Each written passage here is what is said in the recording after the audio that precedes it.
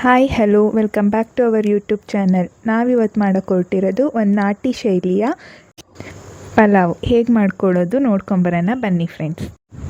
ಪಲಾವ್ಗೆ ಬೇಕಾಗಿರೋ ಸಾಮಗ್ರಿಗಳು: ಶುಂಠಿ, ಬೆಳ್ಳುಳ್ಳಿ, ಪಲಾವ್ ಸ್ಪೈಸಸ್, ತೊಳೆದು ಹಚ್ಚಿರೋ ಅಂತಹ ತರಕಾರಿ, ಟೊಮೊಟೊ, ಕಾಯಿ, ಕೊತ್ತಂಬರಿ, ಪುದೀನ.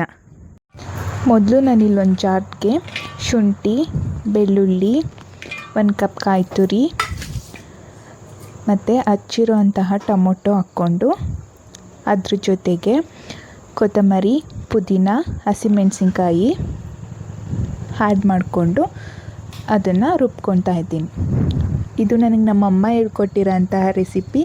ಟೇಸ್ಟ್ ತುಂಬ ಚೆನ್ನಾಗಿರುತ್ತೆ. ನೀವು ಒಂದ್ಸರಿ ಮಾಡಿ ಟ್ರೈ ಮಾಡಿ ಕಮೆಂಟ್ ಮಾಡಿ ಹೇಗಿತ್ತು ಅಂತ.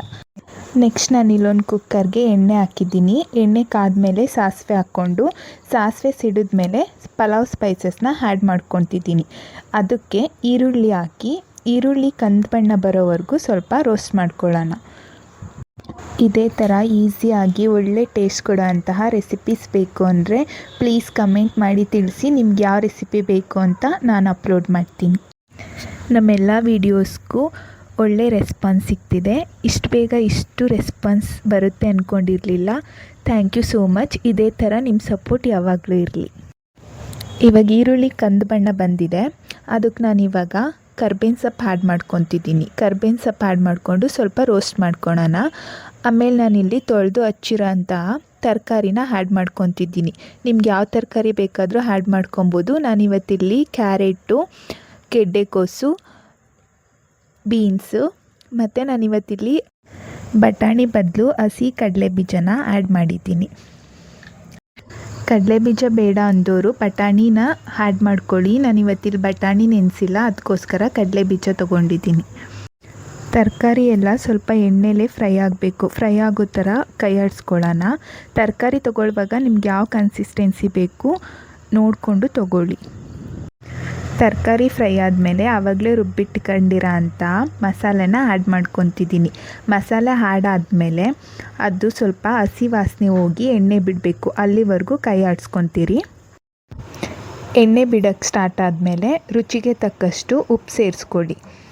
ಉಪ್ಪು ಹಾಕಿದ್ಮೇಲೆ ಒಂದು ಸರಿ ಕೈ ಆಡಿಸ್ಕೊಂಡು 1 ಗ್ಲಾಸ್ ಅಕ್ಕಿಗೆ 2 ಗ್ಲಾಸ್ ನೀರು ಹಾಕಬೇಕು. ನೀರು ಹಾಕಿ ಮಸಾಲೆನ ಸ್ವಲ್ಪ ಕುದಿಯೋಕ್ಕೆ ಬಿಡಬೇಕು.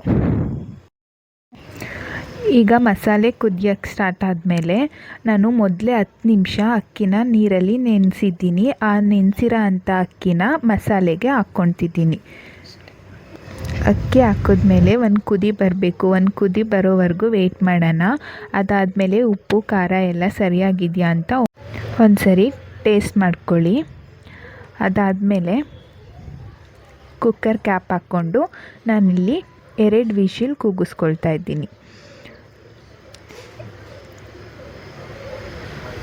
ಇವಾಗ ಕುಕ್ಕರ್ ವಿಶಿಲ್ ಬಿಟ್ಟೈತೆ ನೋಡಿ. ಬಿಸಿ ಬಿಸಿ ಆದಂತಹ ಈಸಿಯಾಗಿ 20 ಮಿನಿಟ್ಸಲ್ಲೇ ನಿಮಗೆ ಪಲಾವ್ ರೆಡಿ ಆಗುತ್ತೆ. ಬೆಳಗಿನ ಬ್ರೇಕ್ಫಾಸ್ಟ್ಗೆ ಏನು ಮಾಡೋದು ಅಂತ ಟೆನ್ಷನ್ ಇರೋರು ಒಂದು ಸರಿ ಈ ಪಲಾವ್ನ ಟ್ರೈ ಮಾಡಿ, ಟೇಸ್ಟ್ ಮಾಡಿ. ಇಷ್ಟ ಆದರೆ ಕಮೆಂಟ್ ಮಾಡಿ. ಪಲಾವ್ಗೆ ಮೊಸರು ಬಜ್ಜಿ ಇದ್ರೇ ಚೆಂದ. ನಾನಿವತ್ತಿಲ್ಲಿ ಪಲಾವ್ನ ಮೊಸರು ಬಜ್ಜಿ ಮತ್ತು ಉಪ್ಪಿನಕಾಯಿ ಜೊತೆ ಸರ್ವ್ ಮಾಡಿದ್ದೀನಿ. Thank you for watching. ನಾಳೆ ಹೊಸ ರೆಸಿಪಿ ಜೊತೆ ಸಿಗೋಣ. ಬಾಯ್.